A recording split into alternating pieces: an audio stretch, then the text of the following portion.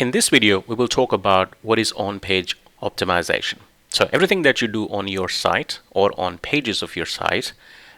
is called on-page SEO. So let's say, for an example, if I add an alt text to my logo, or if I change the title of the page, or if I change this content, if I add an alt text to this image, as you would be able to see digital marketing courses mascot, or if I continue down and I add some quality content on the page, or if I'm changing the URL structure, so if I'm adding HTTPS,